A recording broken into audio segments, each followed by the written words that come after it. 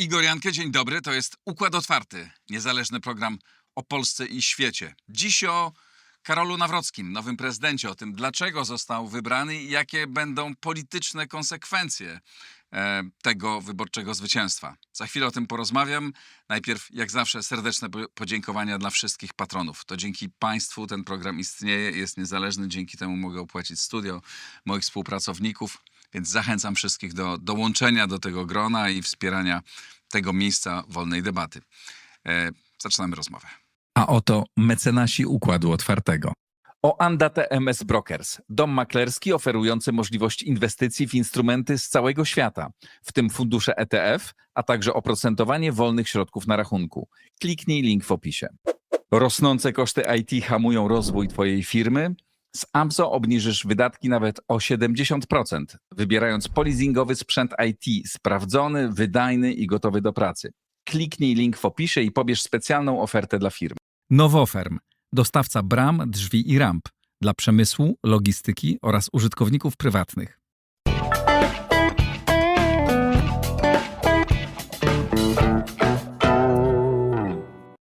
Jakub Dymek, dwie lewe ręce, Rafał Ziemkiewicz, dwie prawe ręce. Do rzeczy, Telewizja Republika. Witam Was serdecznie. Dziękujemy za zaproszenie. Ja dziękuję. Mogę zdradzić, że nagraliśmy 2 razy moją zapowiedź, bo za pierwszym razem zacząłem mówić, że porozmawiamy o nowym prezydencie Rafale i tu się wypuchnęliśmy wszyscy śmiechem. Rafał Trzaskowski był przez 2 godziny prezydentem i w zasadzie pół Polski świętowało, co było dosyć groteskowe przy tak niewielkiej różnicy błędu. Czuł się przez 2 godziny prezydentem rzeczywiście. No aż głupio się pastwić, bo to już trochę jak kopanie leżącego. No ale rzeczywiście człowiek, który chciał być prezydentem Polski, zabrakło mu do tego niecałych 400 000 głosów, wykazał się tak skrajnym brakiem profesjonalizmu. Jednak w momencie, kiedy mamy exit pole, już 2 razy mieliśmy taką sytuację. W 2010 roku przez parę godzin prezydentem był Jarosław Kaczyński. W 1995 przez parę godzin był prezydentem Lech Wałęsa na 2. kadencję. I co, pamiętamy o tym? No nie pamiętamy. No, a o 2-godzinnej prezydenturze Rafała Trzaskowskiego będziemy pamiętać, no bo exit poll, 400 000 błąd pomiaru, 60 000 w wykazanych wynikach różnicy między kandydatami, plus 4% odmów odpowiedzi ludzi, do których podchodzili ankieterzy. To naprawdę czuć było, że to jeszcze za wcześnie na otwieranie korków z szampana i przede wszystkim już na zapowiadanie, co to teraz, kto mnie będzie słuchał, jak dalej. Także no rzeczywiście zapamiętamy to i niedobrze, bo powinniśmy ważniejsze rzeczy z tych wyborów zapamiętać. I ja mam nadzieję, że dzisiaj o tych ważniejszych rzeczach porozmawiamy. Co do 2-godzinnej prezydentury, to tylko pozostaje cieszyć mi się, że gdy robiliśmy nasze studio wyborcze w podcaście Dwie lewe ręce z Marcinem Giełzakiem, to świadomie zrezygnowaliśmy z tej konwencji, która zakłada ogłaszanie zwycięzców, gratulacje, jakieś błyskawiczne podsumowania po pierwszych exit polls, świadomi tego, że różnica sondażowa i błąd pomiaru może jeszcze wiele z tych diagnoz ośmieszyć i rzeczywiście cokolwiek absurdalnym doświadczeniem było po zakończeniu już tego wieczoru włączenie telefonów, włączenie pozostałych kanałów i oglądanie tych spływających z opóźnieniem reakcji na pierwszy rezultat sondażu Exit Poll i te przedwczesne gratulacje dla Rafała Trzaskowskiego i ogłoszenia tego, że polityczny zmysł Jarosława Kaczyńskiego raz na zawsze się wyczerpał, a to dla PiS-u będzie koniec w polityce.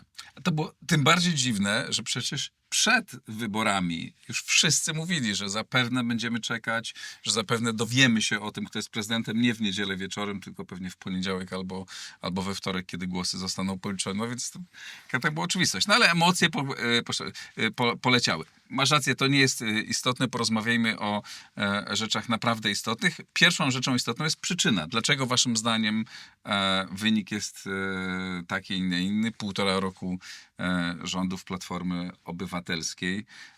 No, znacznie większe siły po jednej stronie. Wcale nie rewelacyjna kampania i wcale nie rewelacyjny kandydat opozycji. Co waszym zdaniem się stało? Co zdecydowało?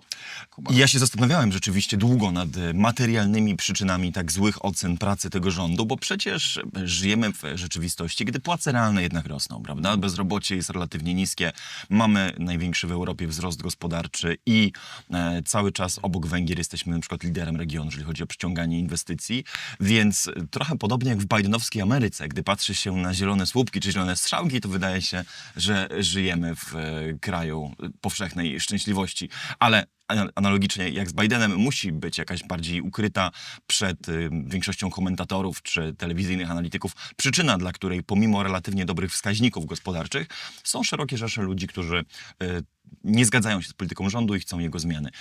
I mnie się wydaje, że przyczyna tego odrzucenia leży w tym, że Platforma Obywatelska obiecała za dużo, a dowiozła za mało.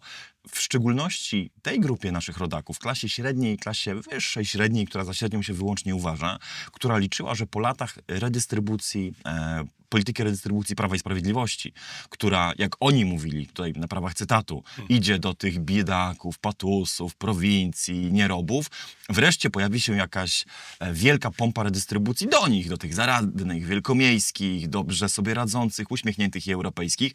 I przyszedł zawód. Okazało się, że nie ma swego rodzaju 500+, czy 800+, mówię to oczywiście jako metafora, dla wielkich miast, dla ludzi, którzy dobrze sobie radzą, dla właścicieli działalności gospodarczych.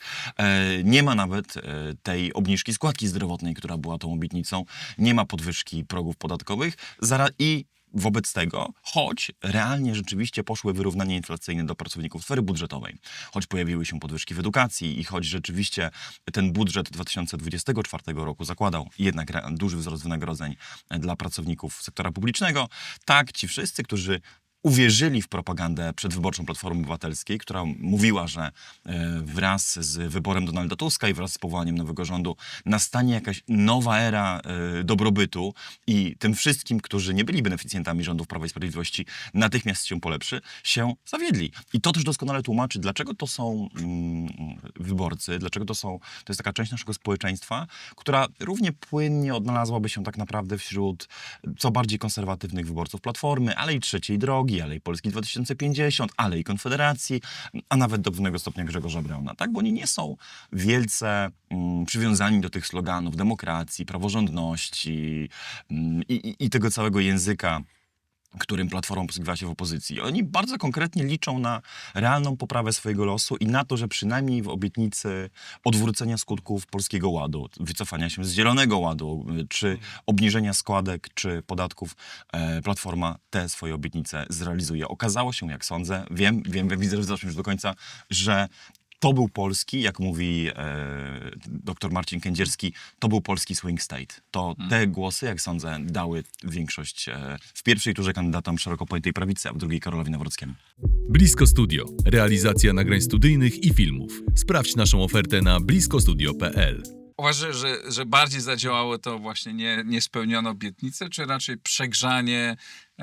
przegrzanie ataków na Nawrockiego, co pewnie przez wiele osób zostało odebrane jako atak na tych biedniejszych, na tych, którzy aspirujący. Poczekaj, uporządkujmy, bo zacznijmy od tych kwestii gospodarczych. Jak to Jakub Tymek cytował, że przecież jest lepiej, to dlaczego ludzie nie rozumieją, że jest lepiej, to jakbym sobie przypomniałem rozmowy ze stafersami Morawieckiego po październiku 2023 roku. To było to samo, kompletnie niezrozumienie, ale tu PKB rośnie, tutaj rośnie, tu zainwestowaliśmy, to nam wszystkie wskaźniki w PowerPoincie idą do góry. O co chodzi? No.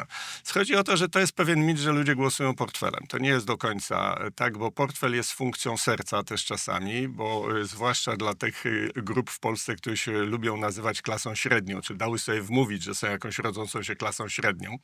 Nie są, umówmy się, ale to już mniejsza w tej chwili o szczegóły, bo dla nich ten portfel jest kwestią statusu, a status jest kwestią godności, a tak naprawdę ludzie po godności tak trochę właśnie głosują.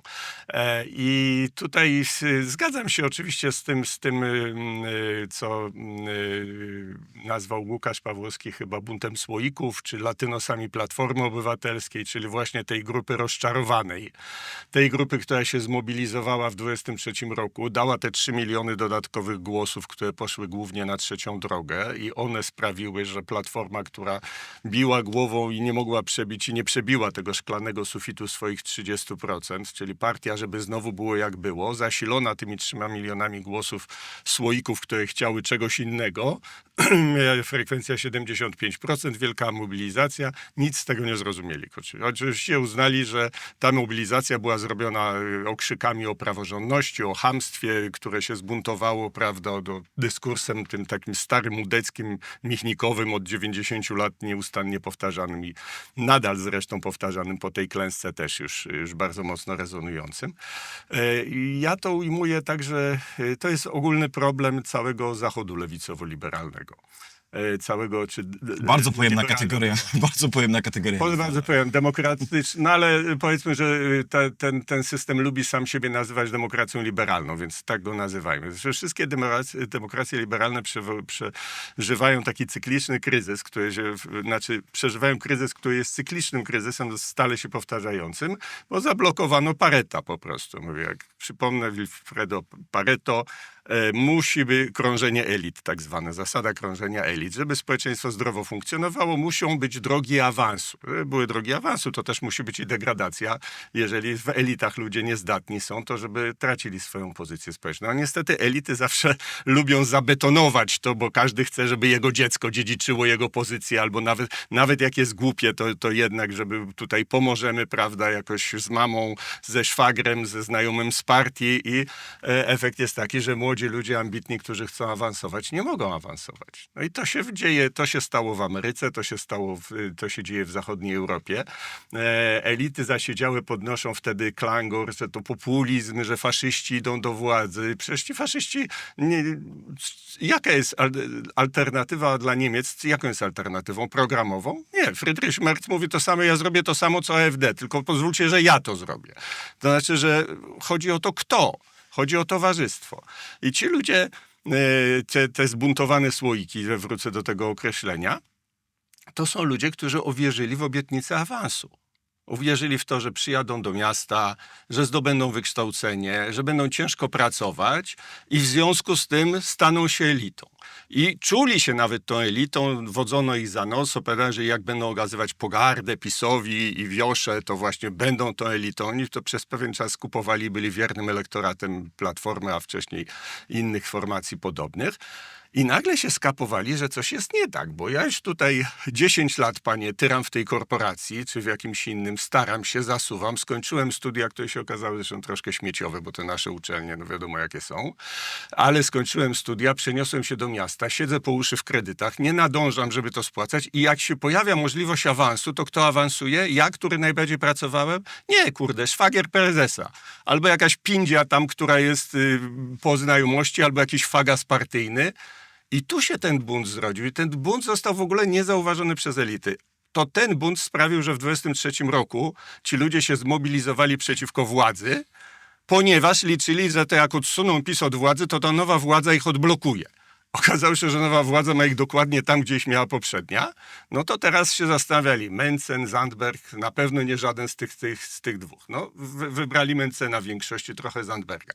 Ale to jest ta grupa właśnie, która zadecydowała o wyniku i ja na razie nie widzę żadnych wysiłków ze strony przegranej Platformy, żeby ich odzyskać, ani ze strony przegranego PiS-u, żeby ich, bo wcale nie uważam, że PiS wygrał te wybory, żeby ich pozyskać.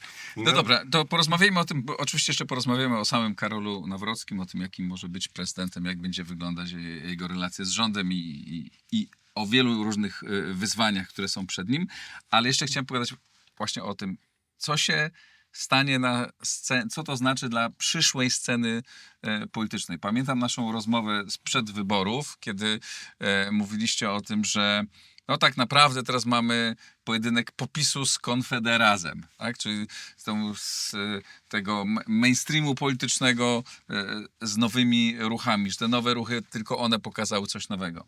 I że były takie głosy, no, że to już jest ostatni taki duopol, ostatni podryk tego duopolu. A czy nie jest teraz tak, że to w zasadzie ten duopol się jeszcze trochę przybetonował? No bo Jarosław Kaczyński znowu okazał się genialnym strategiem. Wszyscy mówili, jaki to fatalny wybór, jaki to fatalny Ale wybór jakim- i wygrał, Na czym? wygrał wybory. W PiS-ie nikt mu dzisiaj nie podskoczy. Wmawianie sobie, pozwól, że wmawianie sobie rzeczywiście w kręgach pisowskich, tak jest. Znowu Jarosław Kaczyński wykreował 4. prezydenta Kingmaker. Wygrał kolejne wybory. No nie. Jak Jarosław to nie Kaczyński wygrał? tych wyborów nie wygrał. Znaczy, Tusk je przegrał, ale Kaczyński ich nie wygrał, ponieważ okazało się, że no jeszcze popis istnieje, w tym sensie, że jeszcze większość głosów oddanych, 60% głosów, to są głosy albo na PO, albo na PiS, ale ta polaryzacja już coraz mniej rządzi polską sceną polityczną. A nie jest tak, że te Mówię o 2 oczywistości. tygodnie podgrzały znowu tą atmosferę i te 2 skonsolidowały te obozy? Te 2 tygodnie to były 2 tygodnie zmarnowane przez Trzaskowskiego, który nie zrobił nic, żeby pozyskać elektorat Mentzena, a jednak Nawrocki zrobił coś, żeby pozyskać elektorat Mentzena. Nie, no zrobił coś, nie przesadzaj. Ta historia Piwko? w pubie Piwko moim zdaniem była znakomitą. Nie. Taktycznie to była Znakomicie. znakomita akcja. Znaczy znakomita akcja skierowana do elektoratu lewicowego, żeby go jednak do siebie zniechęcić, bo tutaj, panie, do faszystowskiej piwiarni to wiecie, z czym to się kojarzy. Nie? Jeżeli tam ci ludzie, cała propaganda młóci, że Konfederacja to jest jeszcze gorsza od PiS-u i w ogóle to są faszyści, no to a potem idziemy na piwko. To oczywiście ośmieszyło to Mentzena, ośmieszyło i Trzaskowskiego, bo to o to chodziło Sikorskiemu, który tę intrygę zrobił, ale to jest jakby temat osobny. Nie. Była zawsze, wracając do spraw zasadniczych, była zawsze taka doktryna Kaczyńskiego, na prawo ode mnie ściana. Albo coś, co ja jestem w stanie zwasalizować. Już Nie działa, to prawda. już nie będzie tej ściany, już nie będzie tak, jak było. Dlatego te wybory wygrała Konfederacja. Brown je wygrał w jakimś sensie i Zandberg, ale oni, że wyszli ponad próg wyborczy. Natomiast wygrała i Konfederacja. Ona nagle zyskała pewność, że będzie rozgrywającym w następnym Sejmie. Tym bardziej, że wcale nie do końca wiem, czy Nawrocki będzie prezydentem PiS-u, czy raczej, jak sądzę, będzie takim prezydentem konfedepisu jeszcze w koronie, Konfederacji Korony. No. Więc, bo jest na to skazany, bo taka jest logika sceny politycznej. I tak, przepraszam, nadużywa się takich sloganów typu, że to nowa era w polityce się otworzyła, czy coś. Ale uważam, że te wybory pokazały, że już będziemy żyć w innej polityce, nie w tym ciągłym ping-pongu, tylko musi być trzecia strona. Ani PiS, ani Platforma nie jest w stanie uzyskać władzy sama. No tak, ale była jedno takie część, niektórzy działacze Prawa i Sprawiedliwości albo sympatycy Prawa i Sprawiedliwości mówili o tym, że znaczy to jest sfrustrowani sympatycy Prawa i Sprawiedliwości, że po tych wyborach dojdzie do rozłamu, że utworzą się jakieś nowe grupy, że sfrustrowani porażką doprowadzą do jakiegoś nowego, do stworzenia czegoś nowego. No teraz po pierwsze wygrali, no więc trudno jest cokolwiek kwestionować. Jarosław miał rację, więc trudno. Czy wydaje wam się, że jest możliwe teraz, że Prawo i Sprawiedliwość może zacząć pękać? No i co się stanie z Platformą? No bo tam zapewne będzie się dużo działo. Znaczy, zanim zajmiemy się wróżbiarstwem, ja bym podjął ten bardzo interesujący wątek, który wrzucił Rafał, mianowicie nadprodukcji i elit i nierówności.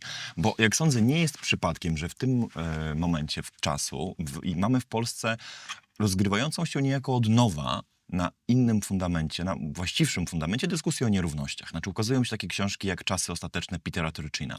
Ukazuje się Wielki zrównywacz Waltera Schneidera, czy Nierówności po polsku Bukowskiego, Brzezińskiego i Sawulskiego. I o tych wszystkich książkach często dyskutuje się o nich wszystkich łącznie, bo jeżeli prawdziwa jest intuicja Rafała, że to jest spór w gronie elit o drogi awansu, o zablokowane ścieżki awansu i o redystrybucję prestiżu, to jak najbardziej musimy odrzucić tę dominującą dzisiaj i taką trochę już zastałą z lat 2015 narrację o tym, że to jest spór tylko wielkich miast i ludzi zamożnych i polskich elit z biedną, zapóźnioną prowincją, gdzie tam ludzie, prawda, żrą kamienie i tu poprzestanę. Tak? To jest nieprawda. Polska prowincja niezwykle się wzbogaciła relatywnie do tego, co widzieliśmy 10-20 lat temu. Straciły z kolei średnie miasta. Nierówności w Polsce bardzo wzrosły. Obszary wiejskie są przedmiotem dzisiaj i terenem takiej nagłej gentryfikacji, bo tam się zjeżdżają z kolei z jednej strony bogate mieszczuchy, które tam sobie kupują domy, budują się, deweloperzy też tam się budują.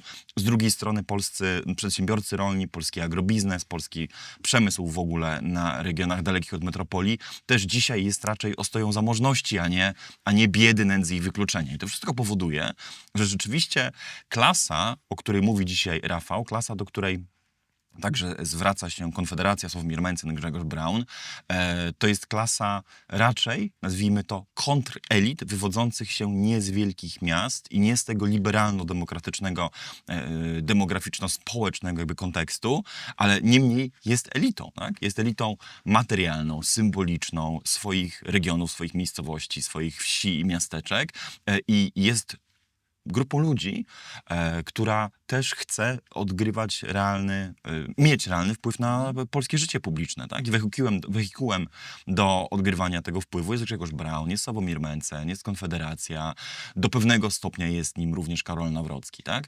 I to jest spór, należałoby powiedzieć, elity i kontrelity, jeżeli już chcemy używać tych turczynowskich kategorii. Czyli to samo, co znaczy, bo jak poprzednio mówiliśmy o popis wersów z Konfederazem, to dalej jakby jest... Razem, to nie. zmieniło, Ty długo mówisz, to teraz nie ja jest- coś powiem. Razem sługuje dla odmiany inną część kontrelity, to znaczy ludzi, o których też trochę przelotnie Rafał powiedział, mieszkających w większych ośrodkach, raczej wykształconych, ale kompletnie zrażonych jakby do zablokowanych ścieżek awansu przez zagraniczne korporacje w Polsce, przez zasiedzenie się tego pokolenia transformacji. Zobaczcie, kto dzisiaj blokuje ludziom młodym ścieżki awansu? No pokolenie transformacji, tak? Dzisiejsi 50-paro 60-latkowie, tak? To jest ten konflikt między generacją ojców i matek transformacji, a dzieci transformacji, bo to tam dzisiaj tam dzisiaj jest największe realne napięcie. Ten przeszczepiony z Ameryki fałszywy spór milenialsów z boomerami w Polsce nigdy na dobre nie rozgorzał, prawda? Pokolenie boomerów to są dzisiaj emeryci, którzy już jakby schodzą ze sceny, a jeżeli coś mają, to mieszkanko, które przekażą swoim wnusiom, zresztą przekażą je z przyjemnością i nie ma żadnego konfliktu między milenialsami a boomersami. Realny konflikt to jest bardziej między generacją Z a generacją X. Tak? Między tymi, którzy w czasach transformacji się dorobili, zajęli dużo prestiżowych stanowisk, zajęli miejsca w radach adwokackich, radach lekarskich, sądach, mediach, firmach, a dzisiaj są na tyle relatywnie młodzi, mają po 50 parę lat, że mogą jeszcze okopani, trzymając się zębami tych stołów, rządzić Polską nie polską polityką, bo tą rzeczywiście rządzą generacje starsze, ale polskim przemysłem, biznesem, mediami, gospodarką przez kolejne 20-lecie. I tu ten konflikt rzeczywiście się zaostrza. I nie jest przypadkiem, że dwóch różnych odpowiedzi na to, jak odspawać stare elity i jak wywrócić stolik, przynoszą z dwóch różnych stron Adrian Zandberg i Sławomir Mencen. Tak? Mencen mówi wykopać tych starych. Braun jeszcze też. I Braun, tak. Oczywiście. Jest Desejonizacja, ogromna- deukranizacja. Jest ogromna rzesza przedsiębiorców młodszych, nie z tego pokolenia 50-parolatków, tylko 30-paro-40-latków. Oni wchodzą bardzo mocno, akurat z tymi ludźmi mam duży kontakt i wielu ich spotykam. I to jest też... Znaczy, to nie jest grupa niezadowolonych. Nie? To jest grupa ludzi, którzy rosną. Zależy z czego. Właśnie z czego? Ja mam wrażenie, że non-stop narzekają. Są niezadowoleni z państwa. Nie, tak, z tego, jak właśnie, państwo no więc- funkcjonuje. więc- pozwól mi więc wyjaśnić, właśnie. bo myślę, że ze mną zgodzicie. My żyjemy w państwie systemowej niesprawiedliwości i tak jest to przez ludzi odczuwane. Że to jest, jak zawsze pisałem, że to jest, opisywałem to starym sowieckim kawałem, dlaczego syn generała nie może zostać marszałkiem, bo marszałek też ma syna. No tutaj zobaczmy. Jak ktoś jest ustawiony w Radzie Adwokackiej i ma syna przygłupa, ale wsadził go na studia i on wejdzie na aplikację adwokacką, a nie najzdolniejszy absolwent ze studiów. Jak jesteś przedsiębiorcą, masz stosunki z państwem, to co to państwo robi? Na każdym kroku ci usiłuje orżnąć, zaszkodzić, wycisnąć z ciebie kasę, wsadzić ci jakiegoś przygłupa z partyjnego rozdania, bo wie pan, panie kolego, tutaj jest taka sytuacja, że kuzynka burmistrza szuka pracy, to jakby pan ją zatrudnił, to byśmy inaczej rozmawiali. Przecież to jest na każdym kroku. I ludzie szukają, oczywiście to różnie wygląda z pozycji przedsiębiorcy czy ludzi z innych dziedzin, ale wszyscy odczuwają jakąś to systemową niesprawiedliwość polskiego państwa i jego jeszcze w dodatku tą dyktowatość, jak to ktoś nazwał. I szukają kogoś, kto to zmieni. No i liczyli na PiS, że zmieni. No PiS troszkę pozmieniał, ale głównie na zasadzie, że po prostu rozdawał gotówkę. Ja już w pewnym momencie zgłupiał, bo już pamiętam ta ostatnia kampania, gdzie codziennie się premier Morawiecki pokazywał i właściwie już był na granicy obiecania każdemu własnej maszynki do robienia pieniędzy, że tu jeszcze po 500 na klatki schodowe, a tu jeszcze po 300 na śniadania w szpitalu. Rozdawanie gotówki miało być lekarstwem na wszystko. No nie tego ludzie oczekiwali, żeby im rozdawano gotówkę. Raczej ich to wkurzyło, bo wszyscy uznali, że naszą krwawicę będzie ten PiS rozdawał komu innemu. Teraz dlatego odsunęli PiS od władzy, dlatego dali zielone światło Kinder Niespodziance, czyli partii Trzecia Droga, która się ładnie nazwała, tylko się okazało, że nazwa jest kompletnym picem.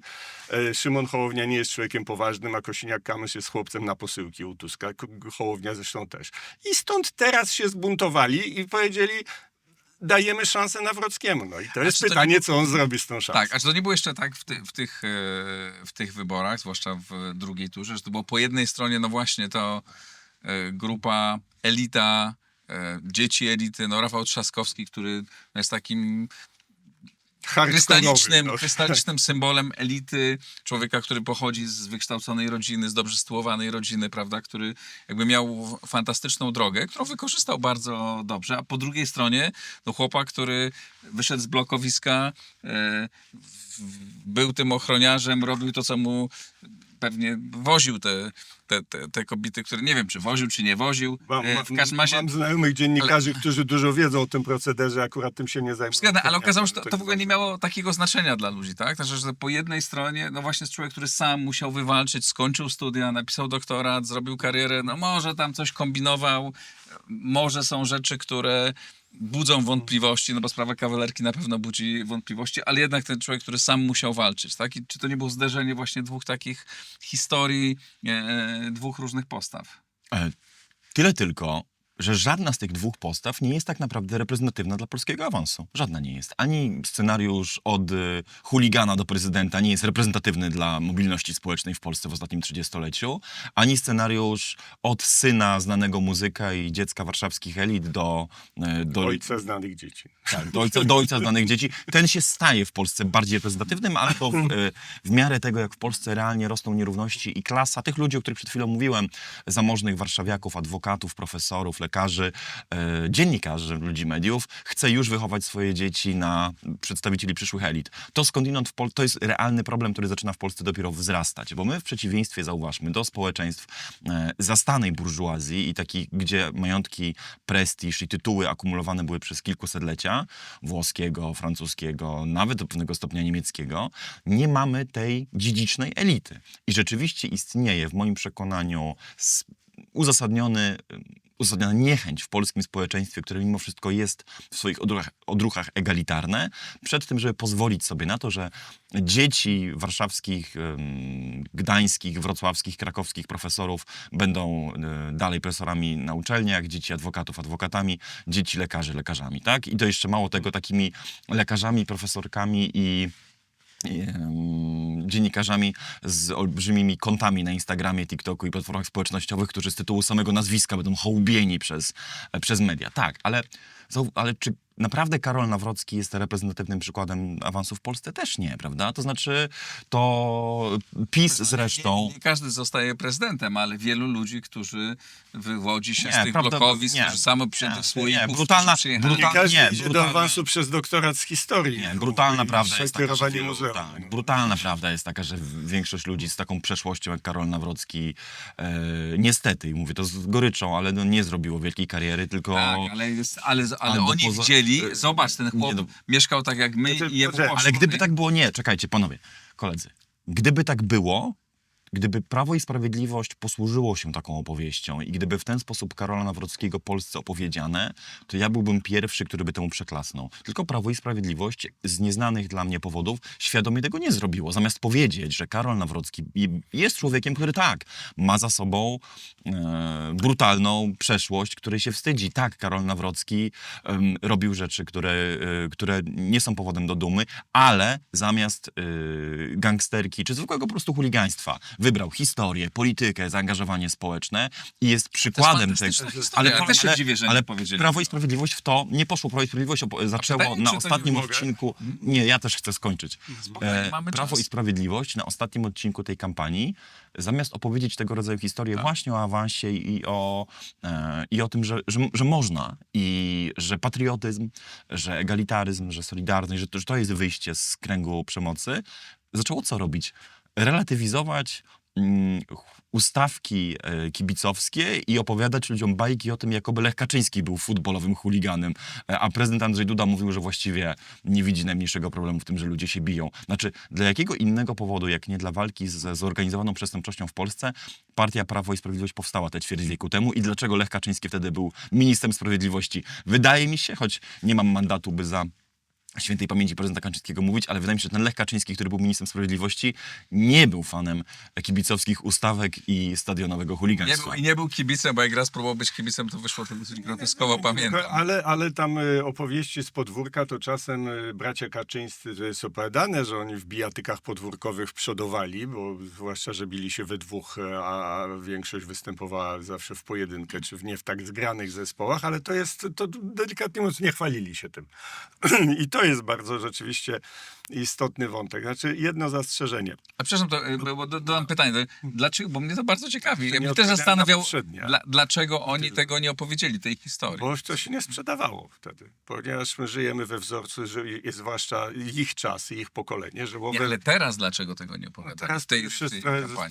trochę Nie, nikogo ale to nie interesuje. mówię o Nawrockim. Dlaczego No nie to było takiego daj mi Nawrockiego? powiedzieć, bo właśnie chcę o tym powiedzieć, tylko najpierw wykończę na zastrzeżenie, że tam opowieści, że on ma się czego wstydzić, to ja uważam, że te wszystkie rzeczy z Onetu to są opowieści z mchu i paproci. Tam ani nie ma w żadnych aktach prokuratorskich jakichkolwiek, kiedykolwiek zapisów, zarzutów pod adresem kibica Karola Nawrockiego, ani nie ma sensu w tej opowieści, no bo jak historia o tym, że ktoś doprowadzał prostytutki do klientów mając 20 parę lat, to już by w tym świecie został i w nim świetnie zarabiał i skończyłby tak jak pan Gajewski, znaczy ojciec Kingi Gajewskiej, prawda, który też tam miał wyrok za współudział w morderstwie, ale teraz jest wielkim biznesmenem, ma udziały w 40 paru spółkach, kupił córce dom za 900 000 i mandat sejmowy zdaje się, czy miejsce na liście. I takim kimś byłby Karol Nawrocki. A nie facet tutaj zarządzał nierządem, czerpał zyski z nierządu, a potem skończył magisterium, poszedł na studia doktoranckie i został dyrektorem muzeum na pensyjce urzędnika i mieszka w 60-metrowym mieszkaniu z żoną i dziećmi. No nie róbmy sobie jaj. To naprawdę to były opowieści dla tych, którzy bardzo chcieli w taką opowieść uwierzyć. Natomiast... Ale historia rzeczywiście- mieszkania nie była. No tam Rada Notarialna w Gdańsku się zebrała i stwierdziła, że też dla mnie jest niejasne, ponieważ najpierw czytałem w Gazecie Wyborczej, że pan Jerzy Rzet był biednym staruszkiem oszukanym metodą na wnuczka, a się dowiedziałem, że był przestępcą, któremu Nawrocki pomagał ukryć mienie przed konfiskatą, czy tam jakimś śledztwem, więc to się wszystko rozjechało, ale to wszystko było do momentu zapadnięcia ciszy wyborczej i teraz oczywiście jest grzane dalej przez emocje, frustrację w obozie przegranym, ale to zostawmy to na boku. Ta opowieść rzeczywiście, ja nawet myślałem, że w ogóle sam wybór Nawrockiego się stąd wziął, że ktoś popatrzył na J.D. Vance'a, zobaczył, że to jest fajna historia do opowiedzenia, że Nawrocki jest dobrym takim, może być takim J.D. Vance'em polskim. I tak, rozumiem, że w pierwszej turze PiS tej opowieści za bardzo nie używał, ponieważ zajęty był mobilizowaniem żelaznego elektoratu, bo chodziło wyłącznie o to, żeby wejść do drugiej tury, a wiadomo było, że 30% żelaznych pisowców daje wejście do drugiej tury i dopiero tam się prawdziwy pojedynek stoczy. I rzeczywiście spodziewałem się, że tego użyją w drugiej. Troszkę użyli. Na tej niedzielnej manifestacji Nawrocki miał taki bardzo dobry moment, kiedy tak się wstawił i powiedział, teraz wam chcę coś powiedzieć takiego, tego. Ja mam trudny życiorys, wiecie o tym, prawda, i tak dalej. I pojechał trochę. Ale gdzieś ta opowieść w ogóle zniknęła, bo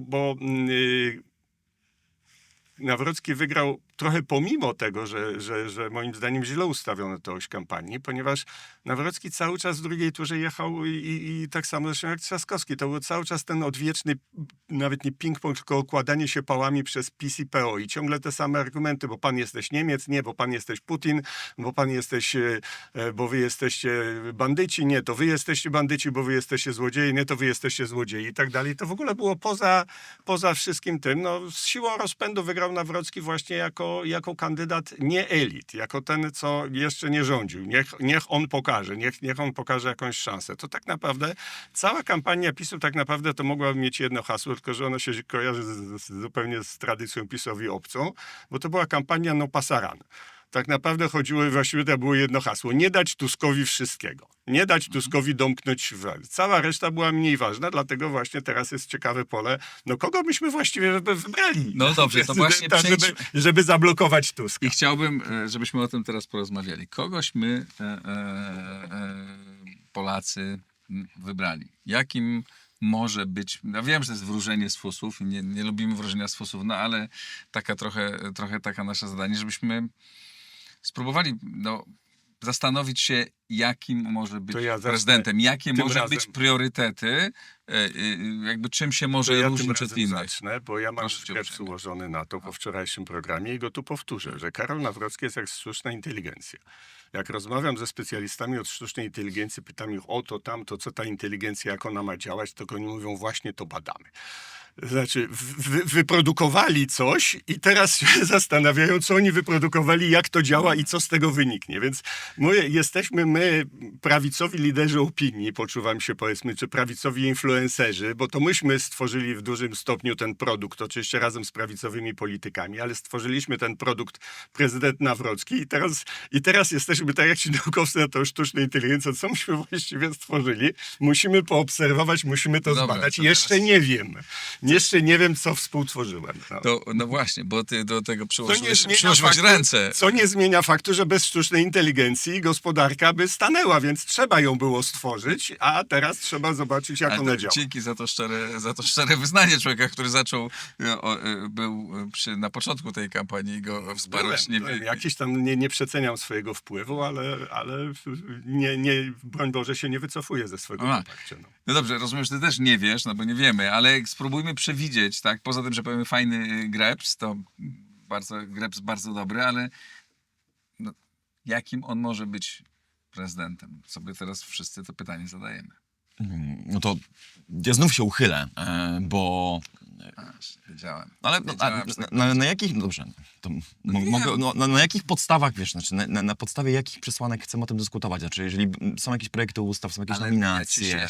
Ja się ciebie nie dziwię, bo ja dlatego sam nie mówię, tylko was pytam. Więc czy są jakieś... Słuchajcie, znaczy nie no, możemy pomęczyć trochę naszych słuchaczy takimi banałami w rodzaju, no tak, no będzie trudna kohabitacja, prawda? Albo no Karol Nawrocki nie będzie do końca prezydentem PiS-u, będzie trochę prezydentem Konfederacji i PiS-u, no, albo że to już jest mniej banalne, ale wciąż ograne, że zacznie się walka o rywalizację, o prymat na prawicy. Tylko, że ja mam wrażenie, że słuchacze Układu Otwartego to wszystko doskonale wiedzą i nie potrzebują nas, żebyśmy im te banały na temat tego, że no, rząd Tuska będzie miał prezydenta wetującego, powtarzali.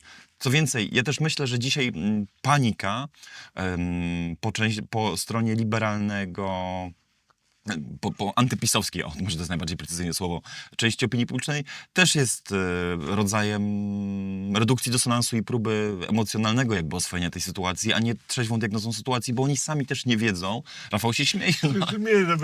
Bo oni też nie wiedzą, jak było z prezydentem Dudą, tak? Ja naprawdę daleko mi jest do bycia fanem Karola Nawrockiego, tak? Jakby nie był to kandydat prawicy, który budził jakieś moje szczególne uznanie. Znalazłbym w tamtym obozie polityków, z którymi, jak sądzę, jest mi bliżej. Ale niezależnie od tego, pamiętam również, że wszystkie te reakcje dotyczyły wygranej prezydenta Dudy, tak? Prezydent głupich Polaków, tak? Marionetka Kaczyńskiego, długopis, Duduś, tak? Nieporadny. Oszust przecież, tak samo jak tutaj ale też... przypominam, Tomasz Lis wyprodukował taką fałszywkę o kilometrówkach Dudy. To już kto jeszcze pamięta. Ale to było doktorat równie zdewzięte jak te opowieści. Profesorowie krakowscy go wyklinali. Okazało się po 10 latach. A nawet Lis zdemaskował żonę jako Żydówkę, to przecież to też było. Przypominam. Okazało się po 10 latach, że ci sami ludzie dzisiaj już mówią, że będą za prezydentem Dudą tęsknić, a że jego prezydentura, choć naprawdę nie pozbawiona wad i momentów żenujących, jednak była dalece lepsza niż ten medialny stereotyp, czy ta medialna karykatura, do której nas przyzwyczajono. Mało tego, okazało się, że ci sami ludzie, którzy mówili, że z prezydentem Andrzejem Dudą nic, nigdy i pod żadnym pozorem, bo jest łamaczem konstytucji, prześladowcą osób LGBT i sojusznikiem Putina, koniec końców na klęczkach do niego w ostatnich dniach kadencji pielgrzymują, tak żeby w czymś im pomógł, coś im dał, coś zawetował albo coś przyspieszył, czy podpisał jakąś Po prostu nominację, albo po prostu przytulił. Więc w tym sensie... Bawi mnie to niezmiennie, muszę powiedzieć. Choć naprawdę mam dużo zastrzeżeń do Karola Nawrockiego i to on jest także enigmą dzisiaj. No to jest człowiek, który na wiele spraw, jak mi się wydaje, poza wąskim obszarem jego kompetencji, czyli polityką historyczną i polityką pamięci, sam zdania nie ma, sam trochę się wykuwa w locie, sam trochę jak Donald Trump powtarza zdanie ostatniego człowieka, z którym rozmawiał. Znaczy ten człowiek, który wyszedł z pokoju, to jest zdanie tego, które wygłosi teraz prezydent Trump. W wielu sprawach, nie wszystkich, rzecz jasna. To jest trochę także przypadek Karola Nawrockiego. Stąd tym bardziej mamy wątłe podstawy do spekulowania. Problem polega także na tym, że w tej kampanii, szczególnie w jej drugiej turze, nie było sporu programowego. To, czym Karola Nawrockiego chciał zaatakować obóz przeciwny, zauważcie, choć nie będzie to dla was jakimś wielkim zaskoczeniem, nie dotyczyło jego programu. Był z wyjątkiem tego nieszczęsnego postulatu przyjęcia Ukrainy do NATO, tam nie było elementu agendy Karola Nawrockiego, którą obóz liberalny chciał zakwestionować, choćby dlatego, że z większością tej agendy albo się już zaczął sam zgadzać, albo z powodów taktycznych nie śmiał podnieść ręki na te postulaty. Może też dlatego nie chciał, że gdyby zaatakował Karola Nawrockiego merytorycznie, to prowokowałoby to pytanie, a co Rafał Trzaskowski ma do zaproponowania. albo A co to sądzi. Krótko, jednym słowem, wszystko. No dobra, ale Rafał, Wszystko, co chcecie. ponieważ go wsparłeś na początku, stanąłeś obok niego, no to domyślam się, że sam przyznajesz, i to bardzo doceniam, że nie wiedziałeś, kogo wspierasz, no ale domyślam się, że słuchałeś go bardziej intensywnie i dogłębnie niż my. To powiedz jakby, co usłyszałeś i gdybyś miał ktoś przyleciał tutaj z Australii, czy z Nowej Zelandii, nic nie słyszał o Polsce i mówi, no dobra, to jaki jest ten nowy prezydent? Znaczy- Co usłyszałeś? Jakie on ma poglądy w zasadniczych sprawach? On ma generalnie światopogląd, powiedziałbym, niż poglądy w zasadniczych sprawach. Ten światopogląd jest dość silny i ma przede wszystkim, mam wrażenie, jednak silny charakter. I innego typu politykiem jest niż Andrzej Duda, absolutnie. I dlatego został wybrany, bo Andrzej Duda był politykiem na czasy spokojne. On miał reprezentować, miał przemawiać o żołnierzach wyklętych, co zresztą wspaniale zawsze robił te funkcje spełniać. A tutaj partia i premier zarządzali tymi ważnymi sprawami, tymi strategicznymi, nazwijmy to, sprawami, a prezydent się miał zajmować czym innym. Jestem głęboko przekonany, że Karol Nawrocki nie da się wsadzić w taką rolę. Zresztą tym bardziej, że od razu idzie na starcie i to jest ciekawy wątek, który może dzisiaj poruszymy, że nie bardzo wiadomo z kim, bo PiS-owi, to tak pytałeś, rozumiem, żeby jakoś obsłużyć ten temat, to PiS-owi rozpad nie grozi. Moim zdaniem to, co grozi PiS-owi, to gnicie właśnie raczej w bezruchu, niż jakikolwiek ruchy, które by naruszyły jego spoistość.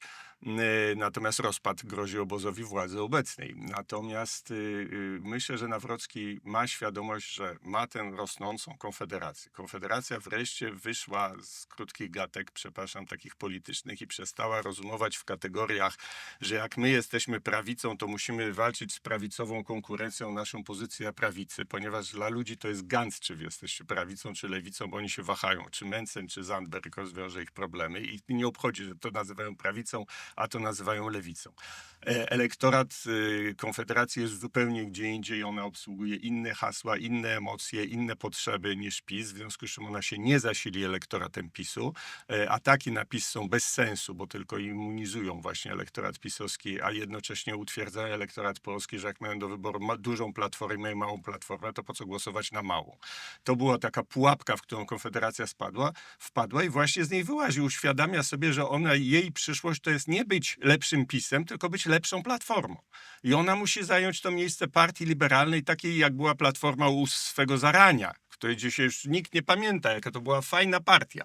Potem przyszedł Tusk, wywalił Gilowską, wywalił Płażyńskiego, wywalił Olechowskiego, wszystkich powywalał, zrobił z tego sektę chorych z nienawiści elit, prawda, które są wściekłe, że nie są szanowane jako elity i chcą to batogiem i dybami wymusić na chamstwie, żeby je szanowało.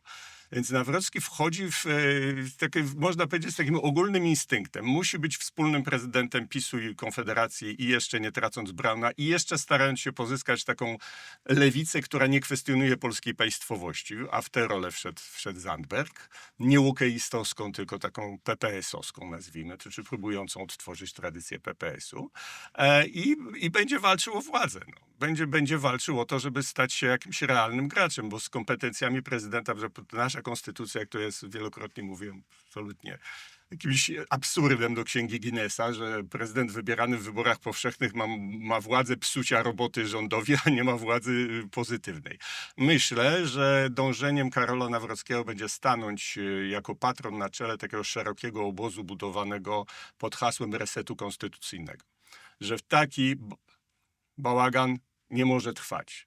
Nie będzie ani dobrej służby zdrowia, ani bezpieczeństwa, ani sprawiedliwości, ani awansu, ani niczego nie będzie, jeżeli tego państwa nie naprawimy generalnie. I to mogą być różne mniej lub bardziej populistyczne hasła. Polecam hasło, że nie ma sensu w Polsce 460 posłów i 100 senatorów, jeżeli tyle samo mają Stany Zjednoczone, które mają wielokrotnie więcej ludności od nas, to od razu można by to zmniejszyć. Te wszystkie piramidki, te 150 osób w rządzie, te jakieś liczby ministerstw już nie wiadomo osobnych od śrubek, osobnych od nakrętek. To jest naprawdę, może się na tym wokół tego narodzić ruch, który Karola Nawrockiego poniesie. No tak, ja byłem przy nim na samym początku i widziałem człowieka, który kompletnie został wrzucony w nową rzeczywistość. Swoje pierwsze przemówienie fatalne przeczytał z kartki. W czwartek jeszcze nie wiedział, że w sobotę będzie nominowany do wyścigu o prezydenturę z poparciem Prawa i Sprawiedliwości. A popatrzcie na niego teraz. Jak ten człowiek przez te 3 miesiące się zdołał zbudować. Więc ja myślę, że jest zdolny do tego, żeby sięgnąć po przywództwo i jak Dudek straszy, profesor Dudek, że to jest groźny człowiek. Bogu dzięki, tak. On się Kaczyńskiemu postawi. Tak, no po prostu ja Antoniego Dudka słucham to, co on mówi o Nawrockim z zachwytem, chociaż nie wiem, że Dudkowi chodzi o coś wręcz przeciwnego i to jest bardzo zabawne. Ma światopogląd, nie ma poglądów, albo nieznane są jego poglądy. Co ty odczytałeś? Jak to odczytałeś Karola Nawrockiego? Od czasu, kiedy o nim usłyszałeś, bo pewnie tak jak większość z nas usłyszałeś o nim niedawno. Znaczy nazwisko pewnie słyszałeś, wiedziałeś jaką funkcję pełni, tak? Ale masz jakiś obraz tego człowieka i jego poglądów? Karol Nawrocki był dyrektorem Muzeum II Wojny Światowej w Gdańsku, więc nie słyszałem o nim wczoraj. Pisałem teksty o tym, co stało się w muzeum. Mówię poza kwestiami historycznymi. W 2017 roku. No, ale to nie jest kwestia historyczna, to właśnie jest wręcz konstytutywne dla tego, kim Karol Nawrocki jest, że jest człowiekiem, który w bardzo młodym wieku dostał bardzo prestiżową pozycję. Wbrew temu, co mówi Rafał, to nie jest pensyjka urzędnika. No, bycie dyrektorem publicznego muzeum o takiej randze i prestiżu i budżecie jak Muzeum II Wojny Światowej w Gdańsku, to nie jest bycie szefem Izby Żołnierzy Wyklętych pod Sierazem, tak? No come on. Po drugie, musiał wtedy wykazać się... Wciąż uważam, że sutenerzy zarabiają wielokrotnie więcej, więc... Będę w tej materii musiał polegać na twojej wiedzy.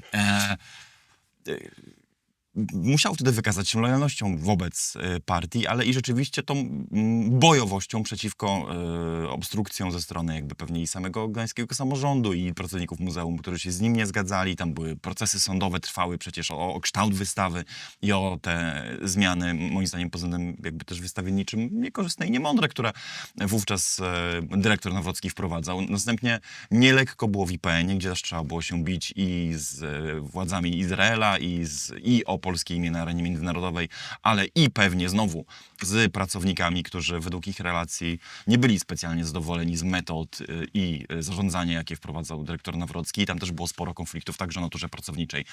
Więc to nie jest tak, że my o nim mało wiemy. Nasz problem polega na, jak sądzę, wcale nie mało. O jego drodze, o jego awansie, który był powtórzę to, bardzo jak na Polskę niecharakterystyczny, który 30-parolatek z przeszłością kibicowską z biednego domu zostaje partyjnym nominatem na najważniejsze muzeum tej części Polski w wieku 30 paru lat. Tak? No, to naprawdę nie jest charakterystyczny dla Polski awans, a tylko chyba szczęściu i osobistym talentom Karola Nawrockiego jakby zawdzięcza on to, że nie został przedstawiony przez media jako drugi Misiewicz, tylko muzealny. Tak? Więc my wiemy o nim dużo, ale nie wiemy dużo o jego poglądach na sprawy państwowe. Tylko tu wracamy poza historią, jak powiedziałem, poza węglem na przykład, federować, wydobywać, kopać, czy poza Zielonym Ładem, którego odrzucenia chce. Tyle tylko, że... Obniży cenę energii. Tak, i powiedział, że obniży cenę energii o 30%. Właśnie, to przechodzimy do bieżączki. To jest bardzo dobre, ponieważ to jest zręczny polityk, oczywiście wyczuwa jakieś, ja zawsze mówię, że to jest tak jak surfer, czy żeglarz, musi wyczuć wiatr i tak ten żagiel sobie nastawić, żeby jakoś płynąć. Ale sam Zręcznie powiedziałeś, potrafią że trochę pod prezydent wiatr ma w nas. Polsce niewielkie kompetencje. I tutaj Tak, ta gdybologia robi się tym bardziej w moim przekonaniu absurdalna i oderwana od rzeczywistości, że w jakiej materii prezydent będzie mógł się w najbliższej kadencji wykazać. Sam powiedziałeś, że ma kompetencje negatywne, a te pozytywne, które ma, to są ograniczone często do symbolicznych, dyplomatycznych rozmów na wysokim szczeblu. Chodzi o co innego, że pewne rzeczy, na przykład to, że walczymy z Zielonym Ładem, no po prostu większość Polaków nie chce Zielonego Ładu, bo nie chce wzrostów żeby ich koszty życia wzrastały. Ale to nie jest coś, rozdzielmy strategię i taktykę. To nie jest coś, do czego się politycy bardzo przywiązują. Bo jak się okaże, że większość Polaków jednak widzi inaczej sprawy Zielonego Ładu, to wtedy może zawsze polityk żagiel trochę inaczej nastawić i już inaczej to tonować. Nie, Ale chcesz powiedzieć, że we wrześniu nie będzie energia o 30% tańsza? Że nie zejdzie tam do tego miejsca, gdzie jest ta fajka i nie obniży tej ceny. Nie, z całą pewnością po prostu podpisze prezydent dekret o tym, że Tak, przy okazji... uspokoiłeś mnie. A przy okazji Myślałem, że to zrobi. mógłby też uregulować kwestię parszywej pogody, którą zwykle mamy w listopadzie i zarządzić jakąś lepszą. Ale tego nie obiecywał. Ale tego nie obiecywał. No ale to też obiecywał, że zawetuje, jak ktoś będzie podnosił cenę energii, co rzeczywiście może zrobić i tak dalej. Ale dajmy sobie z tym spokój, naprawdę, bo to wyjdzie w praniu i to zobaczymy też. Mówię, że bardzo będzie tutaj istotne stanowisko Konfederacji, bardzo istotne będzie, na ile dojrzeje Sławomir Mencen jako polityk, bo moim zdaniem na razie zresztą to piwko pokazało, że dał się jak dzieciak podpuścić. Wydaje mi się, że już mocno dojrzał Krzysztof Bosak i to jest naprawdę lider, który wie, co chce i tu może być ciekawa współpraca. Wiemy, że w jakim kierunku będzie szedł Nawrocki? W kierunku jakby rozluźnienia, poluzowania smyczy unijnej, nazwijmy to tak. Czyli żeby Polska raczej szukała mniej samodzielną grę prowadziła z Ameryką i to jest dość ważny wątek, że przecież Nawrocki wygrał trochę w imieniu Donalda Trumpa w Polsce. To było starcie, taka proxy war między Niemcami a Ameryką i wygrała Ameryka w Polsce. W Rumunii przegrała, tam Niemcy, tam Francja reprezentowała Unię Europejską, ale Rumunię Trump przegrał, Polskę wygrał. Więc na pewno będzie szedł w kierunku maksymalnej suwerenności, a przeciwko państwu niemieckiemu, przeciwko państwu europejskiemu, temu neobismarckowskiemu konstruktowi takiej Rzeszy Europejskiej, którą próbowali Niemcy stworzyć i nadal ją próbują stworzyć. Więc to z kolei oznacza konkretne posunięcia mające na celu budowę siły polskiej. Tego się spodziewam po Nawrockim. Więc to są te rzeczy strategiczne. To wydaje mi się, dlatego użyłem określenia, że on ma światopogląd, no, ale niekoniecznie ma pogląd na to, jaki powinien być podatek katastralny i czy w ogóle powinien być, bo to pytanie było trochę zbyt szczegółowe, nie? Ze zdziwieniem słucham tych słów o budowie siły Polski i samodzielnym graniu ze Stanami Zjednoczonymi, bo jeżeli tak rzeczywiście jest, że Karol Nawrocki będzie realizował misję Waszyngtonu w Polsce, to mam złe wiadomości. To znaczy dzisiaj celem taktycznym i strategicznym Stanów Zjednoczonych jest amerykanizacja zysków wojny w Ukrainie i europeizacja ich kosztów. Waszyngton nie ukrywa już dzisiaj, że chce, aby za wszelkie koszta inwazji Putina na Ukrainę, energetyczne, humanitarne, społeczne i budżetowe poniosła Europa. Więc jeżeli tak będzie i Polska zostanie wykorzystana jako dalszy lewar do tego, żebyśmy to my jako Europejczycy płacili te koszta, to nie jest, jak sądzę, dla naszej ojczyzny jakoś specjalnie dobra wiadomość. Co więcej, Stany Zjednoczone chcą od Europy i od Polski czegoś, czego nie chce polskie społeczeństwo, czyli ryzykowania życiem polskich i europejskich żołnierzy w imię tego, by nigdy nie musieli ryzykować życiem żołnierze amerykańskich. Gdy posłucha się amerykańskich propagandystów, dawnych dyplomatów wysyłanych na odcinek urabiania europejskiej opinii publicznej, to co oni podają w zagranicznych podcastach, to opowiadają, że otwartym tekstem. No, że także my chcemy, żeby była taka kompania brytyjsko-francusko-niemiecko-polska pod ukraińskim zarządem. No to jeżeli Karol Nawrocki ma być narzędziem takiej polityki, to myślę, że to polskiej suwerenności nie wzmacnia, ją osłabia. Administracja trumpowska naprawdę nie ma najmniejszego interesu w tym, żeby Europę wzmacniać, a Polska może odegrać tu rolę niesuwerennego partnera, bo nie jesteśmy Izraelem, ale nawet Izrael traktowany jest dzisiaj przez administrację trumpowską z dalece większą, powiedziałbym, swobodą, niż sugerowałbym to kampanijne zapowiedzi, tylko jesteśmy państwem w randze sojusznika drugo-trzecioligowego. I na tyle sobie będziemy mogli pozwolić. Ja nie mam też przekonania, że Karol Nawrocki wykaże się wobec administracji Trumpa jakąś dużo większą suwerennością czy niezależnością, biorąc pod uwagę, jak bardzo, i tutaj Rafał ma akurat rację, ryzykujemy sytuację, w której to na Waszyngtonie swoją legitymację będzie opierał dzisiaj obóz szeroko pojętej pisowskiej prawicy, w kontrze do obozu rządowego, który swoją legitymację będzie opierał na instytucjach międzynarodowych w Brukseli i Berlinie. To wszystko raczej... To już jest. Słucham? To się już dzieje. Pytanie, ale to... jeśli chodzi o politykę... Jak Polska XVIII-wieczna. Mamy stronnictwo pruskie i mamy stronnictwo ruskie. No i Jasne, pytanie, tylko. czy to jest problem, czy to może być też szansą? Ale dla Bo kogo? jeśli dla Polski, Żeby co dla zrobić? Polski, jeżeli mamy obóz rządowy, poczekaj. który ma dobre relacje z Brukselą, Dobre z obecnymi elitami brukselskimi i mamy obóz prezydencki, który będzie miał dużo lepsze relacje z prezydentem Stanów Zjednoczonych. My się kroczek i wyjaśnimy, o czym rozmawiamy. Rozmawiamy o polityce, która w dodatku się zmienia, bo do polityki wziął się na pozycji decydującej światowego mocarstwa, wziął się biznesmen. Człowiek, który nigdy nie był żadnym gubernatorem, który nigdy nie prezydentem był Stanów politykiem. Zjednoczonych. No ale zanim został prezydentem, właśnie był pierwszym od dawna prezydentem Stanów Zjednoczonych, który nie robił tej kariery, nie był kongresmenem, nie był gubernatorem, nie pracował w biurze wiceprezydenta. Nie, przyszedł zupełnie skądinąd, z innym doświadczeniem, myśli w inny sposób. W ogóle to jest zjawisko charakterystyczne, że coraz większy wpływ na świat ma takie umowne Davos i to są ludzie, którzy mają zupełnie przyszli skądinąd, myślą w inny sposób. Jak oni myślą o polityce? Jak o każdym innym biznesie. Ja bym chciał, żeby majonez, żebyś mi sprzedawał poniżej złotówki i za słoiki jeszcze potem odbierał opakowania. A to nie, ja bym sprzedaję 5 złotych majonez, a opakowania to potem ty. Ale jeszcze robię ketchup, więc jak weźmiesz ketchup, to możemy pogadać o tej cenie majonezu i tak dalej. Tylko to jest o wiele skomplikowane. Oczywiście jeżeli Polska będzie dalej uprawiać tak politykę, jaką uprawiał Andrzej Duda, czy jaką uprawiał Lech Kaczyński świętej pamięci, czy też jak ją uprawiali ludzie z Platformy Obywatelskiej, czy wcześniej Unii Wolności, no to jest, nie ma nic wspólnego z polityką naprawdę, bo nam się wydaje, czy im się wydaje, większość Polaków żyje w tym złudzeniu, że polityka to jest rodzaj klubu towarzyskiego, gdzie się szanowani ludzie się nawzajem poznają, wyświadczają sobie pewnie przysługi, zaprzyjaźniają się, są wobec siebie uczciwi, otwarci, rzetelni. Bzdura. Polityka jest to targowisko. I ktoś się odpowiada na 2 pytania. Co mi możesz zrobić, co mi możesz dać? My możemy dużo dać Stanom Zjednoczonym. Co Stany Zjednoczone nam dadzą za to? No jeżeli nic nie zażądamy, to nam mała pokażą i po prostu tak się skończy i tak zwykle robimy. Czy rozmawiamy ze Stanami, czy z Niemcami, mówimy, nie, kochamy was, weźcie nas, ucywilizujcie nas, włączcie nas do tej Europy, o niczym innym nie marzymy. No, moim jednym z takich szoków przeżyć formujących mnie było, jak w latach 90. brałem udział w poważnej dyskusji polsko-niemieckiej, gdzie byli niemieccy rozmaici i polscy, wielcy, ważni politycy, profesory, mądrale, różne i ci Niemcy chcieli dowiedzieć, jak Polska definiuje swoje interesy. A żaden z nich w ogóle jak? Interesy?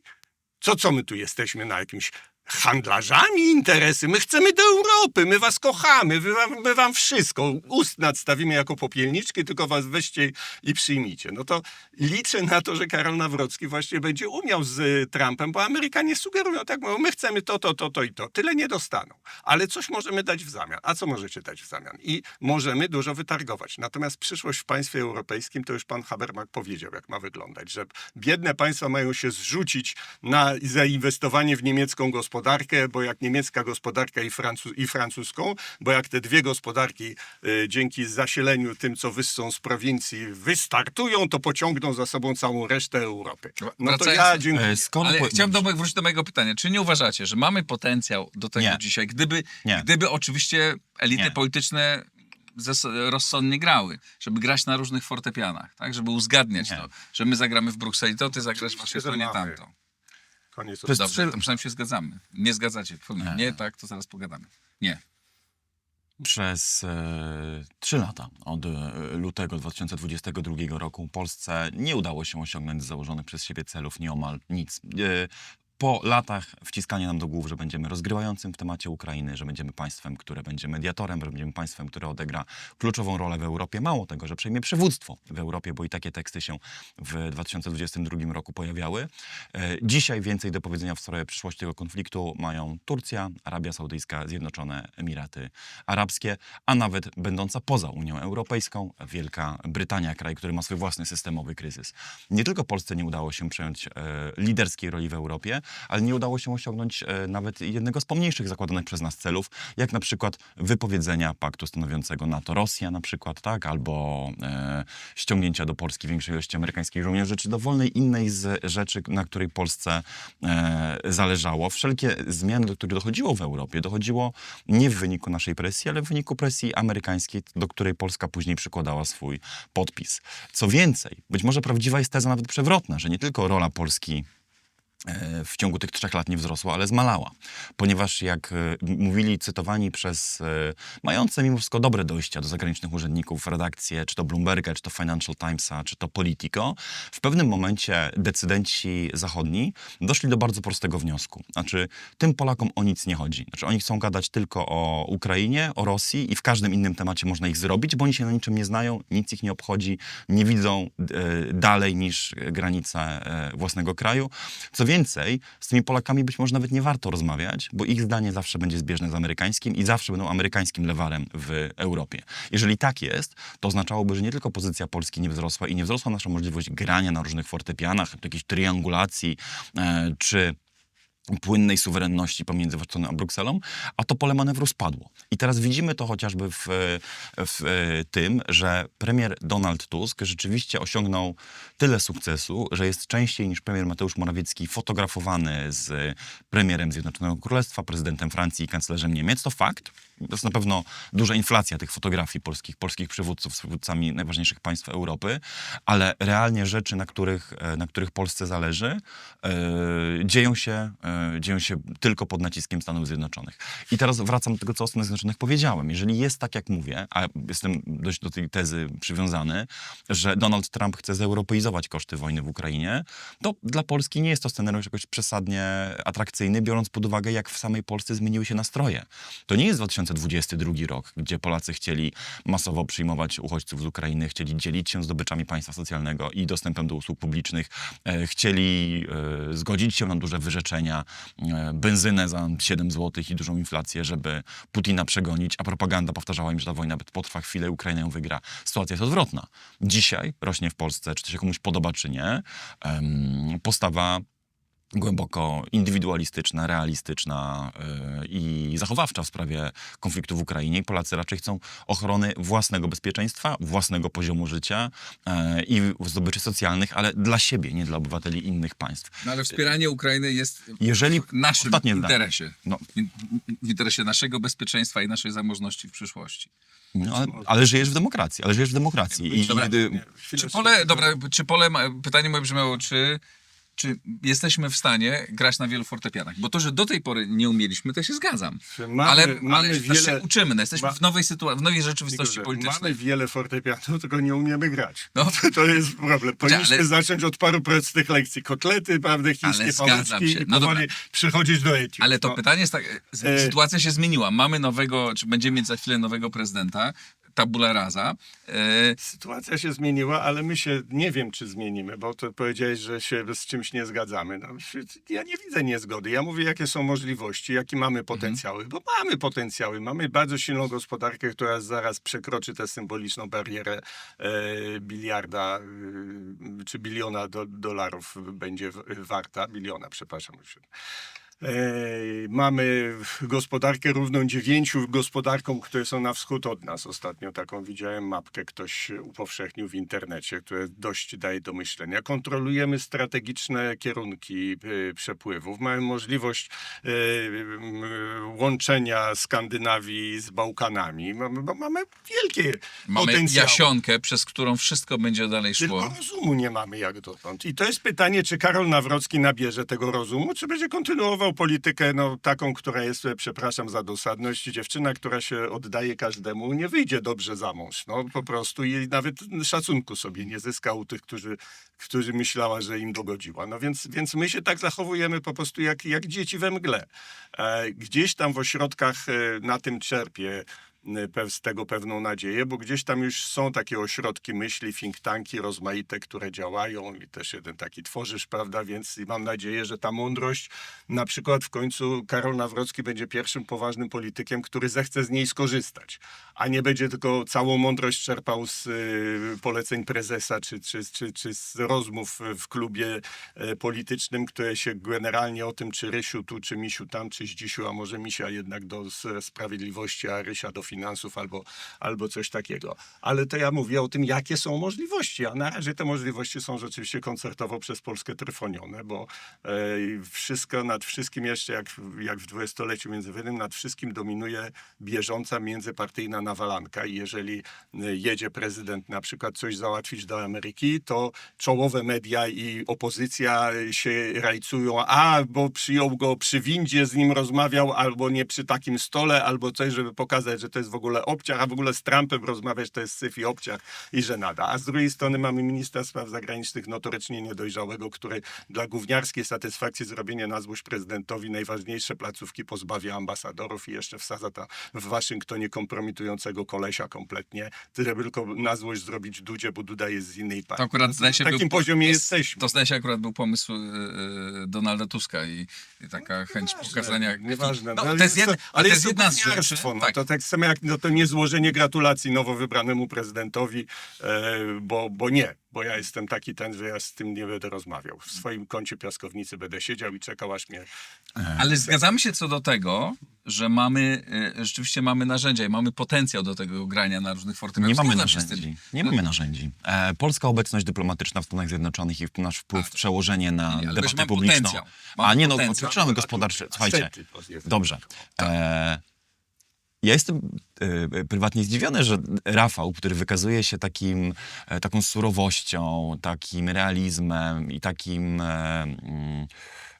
wręcz cynizmem w stosunku do tego, co Polska może ugrać na arenie europejskiej, traci ten realizm i zaciętość, gdy zaczyna mówić o Stanach Zjednoczonych i zdaje się mówić, że akurat, co prawda nie uda nam się pogrywać z dalece słabszymi państwami europejskimi, ale w jakiś sposób Karol Nawrocki okaże się być na tyle sprawny, żeby rozgrywać Donalda Trumpa, czy żeby uzyskiwać dla Polski rzeczy, których Stany Zjednoczone dać nam po prostu nie chcą. I to mnie fundamentalnie dziwi, bo gdy historia uczy nas czegoś o prezydenturze Donalda Trumpa, jedyne kraje, które były jedynymi beneficjentami jego rządów, my możemy wymienić z nazwy, tak? To były Zjednoczone Emiraty Arabskie, to była Arabia Saudyjska, to był Izrael. W tej kadencji pewnie Indie, można do tej grupy dołączyć, ale ta lista tych krajów jest niezwykle wąska, tak? Wszyscy inni byli w realiach trumpowskiej dyplomacji nawet dotychczas najbliżsi sojusznicy i partnerzy w rodzaju Meksyku i Kanady, naprawdę sprowadzeni do pionu. I ja nie znajduję racjonalnych przesłanek do tego, żeby uznać, że Polska w jakiś magiczny sposób się z tego wyłamie i uzyska dla siebie Nie w więcej. magiczny sposób. Moim niż- zdaniem mamy argumenty i Ale tylko jak- trzeba mądrze, Dobrze. trzeba mądrze grać. Stany Ale Zjednoczone ze z wielu powodów mogą potrzebować Polski, tylko my musimy umieć to rozegrać. Dobrze, kiedy historycznie Polska w zamian za pomoc za Amerykę zażądała jakiejś ceny? Ale poczekaj, ty mnie pytasz historycznie... Tak. Kiedy tak było? ale Znaczy, kiedy tak było, że Polska ale czy zażądała... usłyszałeś- dłużej- Nie ma między Kuba, nami czy ty- sporu. Nie ma żadnego mówię, sporu. że- Czy ja ci powiedziałem, nie żebyśmy mówię- umieli to rozgrywać? Okej. Nie umieliśmy. Tak. Czy mamy dzisiaj potencjał? Tak mamy. Czy będziemy umieli rozegrać? Nie wiem. Czy Karol Nawrocki to zrobi? Nie wiem. Przecież ja nie mówię, że on to zrobi. Mówię, że ma taką możliwość. Natomiast wiem, że na pewno Trzaskowski by tego nie zrobił na bank. A Nawrocki być może. No więc to tylko tyle mówię. Jasne, to odwrócę wam to jeszcze pytanie, słuchajcie, bo wiecie, pojawił się wątek Stanów Zjednoczonych, więc jakby czuję się w obowiązku wstrzyknąć w tę dyskusję trochę realizmu. Od dalece słabszego i mniej asertywnego prezydenta Bidena nie udało się osiągnąć Polsce tego, co oczekiwaliśmy, tak? Na przykład wizyta Bidena w Polsce odbyła się tylko dlatego, że musiał mieć plan B w przypadku tego, że nie wyjdzie wizyta w Kijowie, więc Polska była tym planem B, tak? Co do tego, żebyśmy sami mogli oddać własne uzbrojenie Ukrainie, trzeba było Bidena i Kamalę Harris prosić. Nie zostaliśmy nawet symbolicznie włączeni przez administrację Bidena do grupy G20, chociaż przecież prosiło się aż o to, żeby ten taki symboliczny, propagandowy, wizerunkowy prezent Polsce dać w geście uznania za to, co robi i jak pokornie wykonuje wszelkie polecenia Stanów Zjednoczonych, nawet jeżeli są one niewypowiedziane. I teraz moje rozumowanie idzie tym torem. Jeżeli prezydentowi Andrzejowi Dudzie i rządowi Prawa i Sprawiedliwości, wtedy będącego liderem pomocy Ukrainie, nie udało się tych koncesji uzyskać od prezydenta Bidena, to tym bardziej trudno będzie rządowi Donalda Tuska i prezydentowi Karolowi Nawrockiemu uzyskać je od dalece bardziej asertywnego, żeby nie użyć mocniejszych słów, prezydenta Donalda Trumpa, w którego otoczeniu są ludzie, którzy otwarcie mówią, że ta cała Ukraina to jest temat do zakopania. Tak? Mówię tu o J.D. Vance'ie, mówię tu o Bridger Colbym, mówię tu o całym szeregu polityków administracji republikańskiej dziś. Oczywiście, że się nie udało ale to wynik tego, że po prostu za słabo graliśmy, nie mieliśmy Wizyta woli Joe i Bidena- determinacji. To, że mamy dziś potencjał do tego i moim zdaniem, oczywiście to nie będzie łatwe. Tak? To nie jest tak, że u Trumpa ktokolwiek czeka na Polskę. Natomiast mamy sporo atutów. I mamy tam pewną otwartość na rozmowę. I tylko pytanie, czy tymi atutami będziemy umieli grać. Nie To mamy jest- MSZ-u z prawdziwego zdarzenia, nie mamy zaplecza eksperckiego, nie mamy całej tej klasy, która w krajach zachodnich to są ludzie, którzy się tym zawodowo zajmują. No, MSZ-u nie było, żeby było jasne, było nigdy. No tak? jasne, przykład wizyty Bidena jest świetny. Co było najważniejsze, jak przyjechał do Polski prezydent Biden? Jakiekolwiek negocjacje, jakiekolwiek rozegranie Polski Przemówienie. na to nie, kto się z nim sfotografuje i kto z nim będzie 40 sekund rozmawiał, a kto tylko 20 sekund. I czy przyjmie tego, i czy przyjmie tego, czy się kolejki ustawiały, żeby się Polakom powiedzieć, hej, selfik mam z Bidenem, głosujcie na mnie. No to tak to wygląda. No, ja nie mam więcej do dodania w tym temacie. Po prostu mówię, są pewne szanse, są pewne możliwości, które mogą zostać wykorzystane. Uważam, że przez Rafała Trzaskowskiego i całą tę elitę lewicowo-liberalną, zostanę przy tym pojemnym określeniu, zostałyby rozegrane. Ja po prostu nie przyjmuję Rafała Trzaskowskiego. Dobra, no to jak ją nazwiesz? Zasiedziałą, no jakkolwiek. No całą tę elitę nie zostanie by zrobione, bo to też pamiętajmy, że te wybory prezydenckie, ten sukces Konfederacji, kandydata popieranego przez PiS z włamaniem na scenę polityczną się z dwóch stron Brauna i Zandberga, to wszystko jest wyrazem tęsknoty Polaków za jakąś nową elitą. Bo ta elita jest do bani. To jest elita jaśnie znanego państwa, jak to mówię, którzy się czują bezgrzemnie, ktokolwiek się wdrapie w Polsce na jakikolwiek stołeczek, to już się czuje po prostu o niebo lepszy, wyższy od innych i musi to okazywać wszystkim innym, jakie on jest wielki, jak się mu udało. ta elita niczego nie jest w stanie załatwić, bo tak zresztą jest, jak się drogi awansu są poblokowane, że ci na dole się zbiera ciśnienie niezrealizowanych, sfrustrowanych, zdolnych ludzi, którzy nie mogą awansować na miarę swoich zdolności, a na górze się kretynieje, ponieważ coraz głupsi, prawda, są tam kolesie i krewni pousadzani na decydujących stanowiskach. I tu to jest w ogóle bardzo Ta dobra zmiana klamra. elit to jest jakaś nadzieja. No. Nie wiem, która jest godzina, ale to jest w ogóle bardzo dobra klamra do tego, od czego zaczęliśmy, bo tutaj jest Nagrywamy o między nami... 10:02. To jest pole w ogóle zgody między nami i być może najciekawszy wątek dzisiejszej dyskusji, czyli tego, na ile przekształcenia w łonie elit, odrzucenie tych obecnych i tęsknota za lepszą zdeterminowały te wybory prezydenckie. Ja się tutaj z tobą zgadzam. Sam wywołaj Zandberga i zobaczmy, jakie hasło Zandberga i jaki zwrot w polityce partii Razem odegrał tutaj największą rolę i co przyciągnęło do Zandberga tych wcześniej niezdecydowanych albo wręcz otwarcie antylewicowych. Jaki? Hasło koryciarstwa. Koryciarstwa. Tak, i cwaniactwa, i kolesiostwa. To był ten język, po który sięgnął Adrian Zandberg, by napiętnować te praktyki publiczne, które i tak wszystkich nas w życiu Polski irytowały, tak? Czyli właśnie nepotyzm, korupcja, zastanie tych elit, krótkowzroczność i mógłbym tutaj znaleźć wiele synonimów. Zandberg znalazł piękny neologizm do tego, by to opisać, koryciarstwo, tak? I to posłużyło mu, co ciekawe, żeby napiętnować w różnym stopniu swoich dawnych kolegów z Nowej Lewicy, których przedstawił jako sprinterów do stanowisk apanarzy i najróżniejszych nominacji, ale także oczywiście całą resztę tej koalicji rządzącej z Trzecią Drogą, PSL-em i Platformą, ale i poprzednich rządzących. Wszystkich określając mianem koryciarzy, ludzi, którzy mają zawsze na pierwszym miejscu swój własny, prywatny i swojej rodziny interes i bezpieczeństwo finansowe swoich i swoich bliskich i to, jakie interesy i lody da się ukręcić, a nie to, co w Polsce trzeba zmienić. I to zadziałało, to zaklęcie, ten nowy język, ten zasób, ta nitka populizmu, w którą Zandberg uderzył, rzeczywiście okazała się być skuteczna. I to tworzy symetrię z tym, co mówił Mencen. Mencen używał innych słów, ale mówił o stoliku, o układzie, o starych partiach, o mainstreamie, na przykład, który jest zblatowany, krytykując zastanie tego porządku z prawej. Żeby nie było tak łatwo, to tylko dodam jedną rzecz. Tak bardzo jak my narzekamy na dzisiejsze polskie elity, jaki to jest niezwykle też łatwy sport, prawda, i łatwo zdobywać punkty strzelając rzutkami do tarczy z twarzą Kaczyńskiego czy Tuska, to ja też powiem, że ja nie jestem zwolennikiem tego mitu, który mówi, że kolejne muszą być natychmiast lepsze, tak? Że będą jakoś dużo sprawniejsze.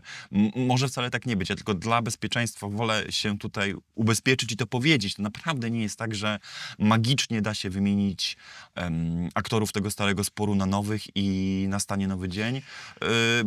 Tamte elity miały masę wad. Przekonamy się, jakie wady będą miały te nowe, jeżeli wreszcie nastaną. I to jest dobry Ale moment, żeby jesteśmy- przejść, albo dajcie To mi tylko wrzucić jedno nowy słowo. wątek. Na pewno się nie stanie z dnia na dzień, ale te wybory pokazały, że jesteśmy w procesie, jak to psycholodzy mówią. I to jest bardzo ważne. To jest optymistyczne, to prawda. No i to jest dobry moment do przejścia do powrotu do Karola Nawrockiego i porozmawiajmy chwilę o tym, czy waszym zdaniem on ma potencjał do bycia przywódcą, bo czym innym jest wygranie wyborów, a czym innym bycia przywódcą, czy ma potencjał do budowania środowiska wokół siebie. Chodzi o cechy osobowościowe, czy o potencjał polityczny, pytasz? Jedno i drugie, ale o cechach osobowościowych możemy To mówić, ja no, nie trochę go wiem. obserwowaliśmy. No, ale trochę go Psychoanalityka obserwowaliśmy. spytaj jakiegoś. To nie, ale trochę go obserwowaliśmy i możecie spróbować powiedzieć, dobra, czy widzicie, że to jest facet, który ma potencjał do tego, żeby zbudować coś wokół siebie, bo to nie jest tak. Prezydent z jednej strony może bardzo niewiele, może tylko wrzucać ten piasek w szprychy, czy patek w szprychy, Albo ale nie. z drugiej strony, albo nie, Jak ale może, swojemu obozowi. ma duży potencjał do budowania wokół siebie środowiska. Andrzej Duda tego nie wykorzystał moim zdaniem zupełnie, ale tam Pałac daje takie narzędzia. I pytanie, czy Dobrze, on że może powiedziałeś. mieć i czy może to wykorzystać, no bo w sprawach polityki zagranicznej tak nie wiemy, tak jak powiedziałeś zachowa. o Andrzeju Dudzie. Andrzej Duda nie wykorzystał tego, ponieważ jakby budował ten potencjał, zostałoby to od razu odbierane jako, że chce partię założyć. To jest stara obsesja Jarosława Kaczyńskiego, który wszystkich podejrzewa, że chcą założyć swoją partię i mu odebrać jego partię. Tylko tak, o Andrzeju Dudzie mówiono, że był znakomitym kandydatem na prezydenta, natomiast prezydentem to już może nie aż tak znakomitym. I rzeczywiście to prawda. To jak w tej kampanii, kiedy z pozycji absolutnego underdoga wygrał, to było świetne, a potem prezydentura, no niestety, zaczęła się od tego, że dał się przetrącić tym podpisywaniem po nocy nominacji sędziów Trybunału Konstytucyjnego wybrany w dyskusyjnej procedurze i potem już nie miał szansy na samodzielność. Natomiast ja nie wiem, czy z Nawrockim się nie okaże, że jest odwrotnie. To znaczy on nie był dobrym kandydatem na prezydenta.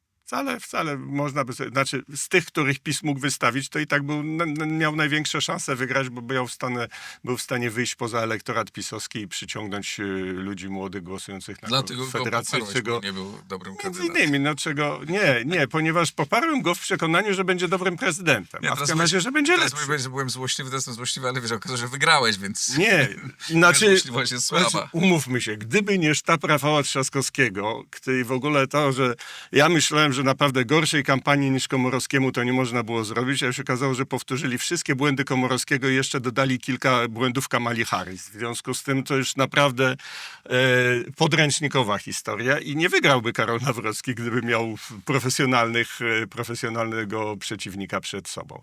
Ale wygrał i myślę, że ma ten gen mordercy, który jest niezbędny u polityka. No nie da się włożyć w takie ramy jak Andrzej Duda, jest profesorskie dziecię, które chciał zrobić swoje dla ojczyzny i wrócić gdzieś tam nadal w tych elitach pozostać.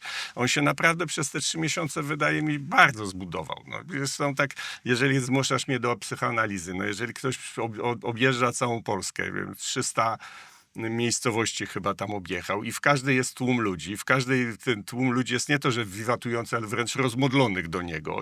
Bo po prostu widziałem, co się na tych spotkaniach działo. Żartowałem, że tam nie zdziwię się, jak ludzie zaczną chore dzieci przynosić, żeby Nawrocki na nie ręce nałożył i uzdrowił. Bo taki stopień kultu, no to człowiek zaczyna się czuć przywódcą. To nie ma siły. Może mu oczywiście sodówka odbić i się zacząć tylko upajać, ale wydaje mi się, że to nie jest ten... Właśnie bardziej Rafał Trzaskowski się upajał. Ale właśnie czym innym jest tym czucie się oklaskiem. przywódcą, a czym innym taka zdolność do budowy, tak? Do gromadzenia środowisk, do wykorzystywania. Oczywiście, ale do wykorzystywania potencjału ludzi. nie miał dotąd okazji, nie mieliśmy go okazji przetestować, dlatego mówię o tym AI-u, że mam takie pytania. Ale tak, potencjał jest, bo jest nowa polaryzacja polityczna i jest ważne, jak tą polaryzację się określi. To jak właśnie odwołując się do tego wywiadu Pawłowskiego, on to dość celnie zauważył, że siła Trumpa polegała na tym, że on potrafił zdefiniować, co jest górą, a co dołem. Że górą nie są milionerzy z Davos, tylko górą jest CNN, prawda, i te łokeistowskie elity i hasła. I ludziom, którzy się czuli dołem i nie wiedzieli, przeciwko komu się zbuntować, pokazał, przeciwko komu się zbuntować. Wskazał im jajogłowych z Nowego Jorku, prawda, i to świetnie zadziałało.